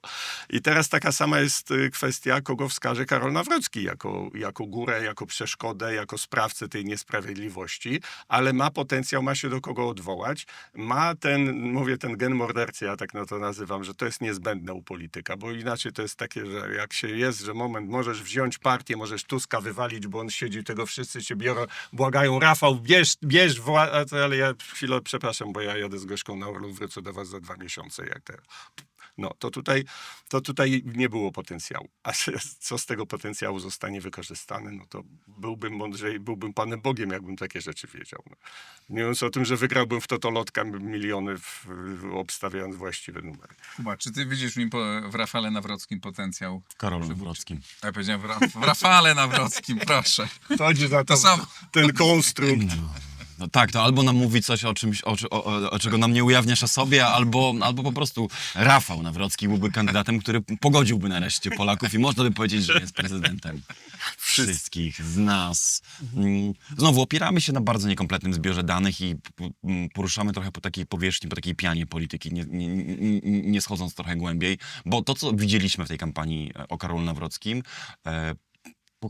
to było to, że jest człowiekiem, który szybko się uczy, który ma dużą wyporność, w takim sensie i na próby zatopienia go przez ataki przeciwników, ale i na taką zwyczajną, fizyczną, psychologiczną, życiową udrękę tego procesu kampanijnego, bo i mnie koledzy, którzy jeździli po różnych polskich miastach i miasteczkach w trakcie kampanii, mówili to samo, o czym mówi tutaj Rafał. To znaczy nie tylko, że Karol Nawrocki był tłumnie witany, bo to się da załatwić, ale że naprawdę zostawał do ostatniego człowieka na ryneczku, robił sobie selfie, podpisywał się nawet różnym ekscentrykom i starym babuszkom i siedział i to robił i nie był to dla niego jakiś wielki przymus i wykazywał się przy tym, być może tu jego sportowa przeszłość odgrała pozytywną rolę jakimiś objawami zmęczenia, ale to są wszystko powierzchowne rzeczy na temat tego, jakim był kandydatem na ten trudny wyborczy proces, jak się sprawdzał w debatach, jaką wykazał się siłą. Z drugiej strony zasiałem też wrażenie, że sztabowcy Platformy Rafała Trzaskowskiego zwyczajnie po ludzku też zajechali. To jest osobna kwestia i stąd się wzięły te potem pogłoski o tym, że trzeba go sztucznie wspomagać. Choć jeżeli go wspomagali, to chyba tym, co przyjechało od Bidena, a to nie jest zbyt skuteczne. Prawda jest taka, że Karol Nawrocki w tej kampanii wykazał się większą wytrzymałością, ale to są wszystko rzeczy powierzchowne głęboko. My nie wiemy, jak to, co widzieliśmy w kampanii, przekłada się na zdolność budowania wokół siebie obozu, czy w ogóle pomysłu na to, aby ten obóz zbudować. My nie wiemy, jak to przekłada się na jego zdolność lub brak zdolności do współpracy ze środowiskami eksperckimi. My wreszcie nie wiemy, na ile ten negatywny model prezydentury, co do którego się chyba wszyscy tutaj zgadzamy, będzie mimo wszystko wciąż kilku latach rządu, o ile nie będzie przedtem wyborów przez Karola Nawrockiego realizowany. Ja też mam takie poczucie, że my dzisiaj rozmawiamy, jest rano, kilkadziesiąt godzin po wyborach, a polityka za chwilę wróci do parlamentu. Ona się już wraca do parlamentu, już dzisiaj Donald Tusk, premier Donald Tusk domaga się tego wotum zaufania. Już dzisiaj koalicjanci zaczynają wierzgać. Już dzisiaj Krzysztof Bosak, który ma polityczny instynkt, próbuje ukraść to zwycięstwo Prawo i Sprawiedliwości, przedstawiając je nie bezpodstawnie zresztą jako zwycięstwo Konfederacji tak naprawdę, a nie PiS-u. Tam dzisiaj dzieje się polityka i ja myślę, że do momentu, w którym prawdziwie prezydencka polityka się wyłoni, to jeszcze minie dobrych parę tygodni, jeśli nie miesięcy i wtedy pewnie będziemy mogli spotkać się i porozmawiać na jakimś lepszym zbiorze danych, co tutaj realnie Karol Nawrocki osiągnie, jaki ma potencjał i jakie ma pomysły. Ja zresztą, jak już te konkrety, pierwsze projekty ustaw na przykład, pierwsze nominacje kadrowe i pierwsze deklaracje woli współpracy z innymi środowiskami się pojawią, chętnie przyjdę, o tym pomówię. To na koniec, krótko, jedno najważniejsze wyzwanie pierwsze, które stoi przed Nawrockim teraz, nie to, co wy myślicie, że on zrobi, tylko co waszym zdaniem powinien zrobić. Wizja naprawy państwa. Reforma centrum, bo ryba się psuje chciałem powiedzieć od głowy, ale przypomniałem sobie klasyka, że od góry się głowa psuje. Ale państwo polskie, no przepraszam, no państwo zarządzane przez rząd, który się składa ze 150 ministrów i wiceministrów i służy do tego, żeby wszystkie frakcyjki, partyjki, koalicjanci wszyscy mieli wyżerkę, natomiast nie jest to w stanie rządzić niczym. Państwo z dykty. To Polaków najbardziej boli. Że nie ma usług publicznych, że nie ma wszystkiego, ponieważ to wszystko jest z dykty, a tam, gdzie nie jest z dykty, to jest drapieżne wobec obywatela, zamiast mu służyć. Więc wizja, no ja to nazwałem resetem konstytucyjnym, tak? Wizja takiego resetu konstytucyjnego, wizja naprawy państwa, wizja budowy nowego państwa, stare hasło Jarosława Kaczyńskiego, o którym Kaczyński zapomniał, jak doszedł do władzy, to już się zajmował tylko tym, jak przejąć to stare państwo, a nie jak je zbudować nowe. Bo trzeba zbudować taką wizję, opowieść, która Polaków porwie. I ten, kto ją zbuduje, temu Polacy powierzą to, żeby ją realizował. No, na razie takiej wizji kompletnie nie ma. Po stronie rozbitej, że nie lewicowo-liberalnej, tylko jakiej magdalenkowej, okrągłostołowej, nazwijmy to, bo to jest dziedzictwo tego układu, po stronie obecnie jeszcze rządzącej nie ma żadnego pozytywnego pomysłu. Tam jest tylko, żeby nie PiS, żeby nie ta hołota, żeby nie Alfonsi, nie chamstwo, nie tego. Natomiast zero pomysłu jakiegokolwiek, bo pomysł był, bo Unia Europejska nam wszystko załatwi, bo oni wiedzą. Unia Europejska sama nie wie w tej chwili, sama jest w rozsypce i sama się rozsypuje. I nie ma takiej wizji, no wizja pisowska, która jest jakimś wskrzeszaniem mitu romantycznego Polski przedwojennej, która w rzeczywistości nigdy nie istniała, bo naprawdę było to państwo jednak dość paskudne, to jest żadna wizja. Więc to jest pierwsze podstawowe zadanie dla prezydenta, pokazać, jak trzeba to państwo naprawić, żebyśmy wreszcie przestali psioczyć i utyskiwać, że żyjemy w jakimś kraju na opak, gdzie wszystko stoi na głowie i gdzie nic nie może być normalnie. Jakub? A to wymagałoby zarazem wyjścia nie do tych, którzy dali mu takie poparcie w tych wyborach, czyli sympatyków Konfederacji Grzegorza Brauna, a wyjścia do tych, którzy najbardziej go w tej kampanii zwalczali, często także oszczerczymi środkami, czyli tego głównego nurtu polskiej polityki i koalicji rządzącej, co jest wyzwaniem niezwykle trudnym. Tego nowemu prezydentowi RP życzę, żeby w sprawach kluczowych dla ustroju był w stanie przekroczyć ten toksyczny język kampanii i tę coraz głupszą i wypłukaną z treści polaryzację, i był nie we wszystkich, ale w kilku strategicznych sprawach wykraczających poza tylko zbrojenia czy sojusz ze Stanami Zjednoczonymi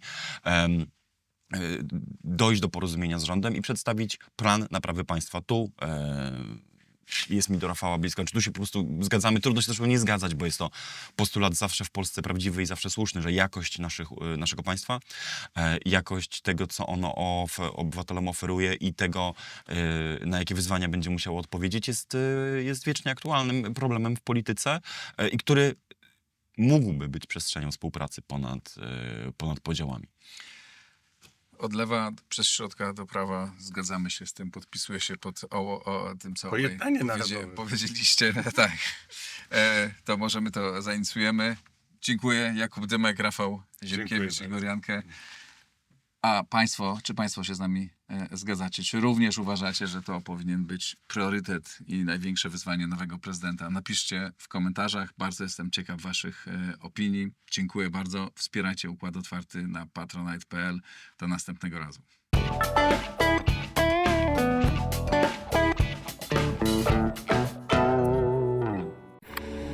Nagraj to w Blisko.